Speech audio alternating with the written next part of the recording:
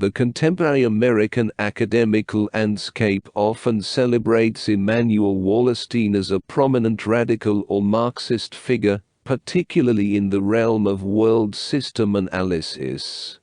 However, upon examining the collection of essays and articles in this book, Wallerstein seems more like an enthusiastic yet perplexed observer in a timeless otherworldly cocktail party, where influential figures engage in diverse conversations. In the academic discussions, there's an underlying assumption that intellectuals play a central role in shaping history, which can be seen as a somewhat tiresome and conservative perspective on understanding society. In his address to the American Sociological Association titled Modernization, Requires Cat in Pace, Wallerstein dismisses the history of American sociologists' views on the Third World as an internal process, detached from concrete historical forces or their relationship to these forces.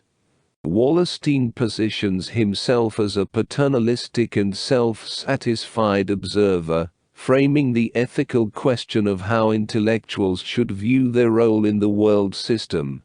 He uses an analogy of a strong swimmer at a beach witnessing a drowning person, and contemplates different approaches to address the situation, drawing parallels to how societies respond to crises like food shortages.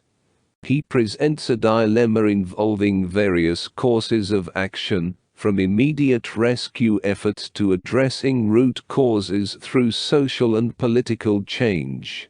Wallerstein's preference is to initially focus on immediate interventions, such as stopping specific problematic activities, before moving on to more long-term efforts aimed at changing laws and attitudes within the community. Wallerstein is often considered a writer who combines a radical facade with an idealist perspective, along with a heavily abstracted and dehumanized structuralism.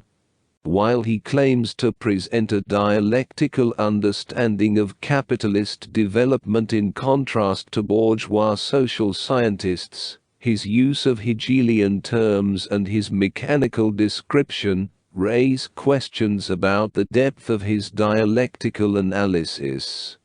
Drawing on Marxist ideas, Wallerstein's world system perspective omits the labor theory of value, and the central role of human production and reproduction in social relationships, focusing instead on relations of exchange.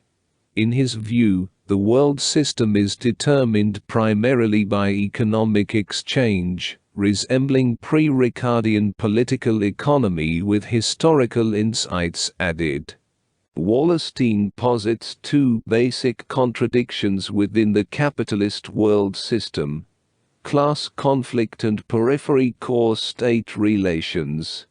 Regarding class conflict, he attributes the development of classes mainly to market relationships, depicting conflicts within core countries as struggles among groups vying for control of the state. The innovative aspect Wallerstein claims lies in his international division of labor, incorporating ideas from dependency theorists like André Gunder Frank and Samar Amin. However, he strips their analyses of revolutionary content, emphasizing the weaknesses in radical development theory, particularly its overemphasis on exchange relations and unequal exchange. Wallerstein's distinction from political theorists like Amin, Frank, and Furtado becomes apparent, especially in his view that struggles in third world countries aim at turning them into semi-peripheries. He questions the impact of wars of national liberation, suggesting that despite weakening the internal supports of dominant regimes, they may inadvertently integrate these countries further into the capitalist world economy. While Wallerstein criticizes liberal mainstream thought for lacking historical depth in understanding economic development, His own notions of historical development are criticized for being overly simplistic. He categorizes human history into only 3 stages: mini-systems, world empires, and world economies, a narrower framework than even Joe Stalin's.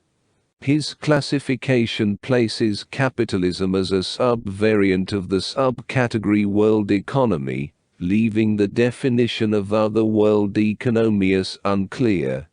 Wallerstein's approach to understanding capitalism in the 15th century onwards is critiqued for oversimplification. He categorizes countries into cores, peripheries, and semi-peripheries, with the latter being those in the middle in terms of world surplus.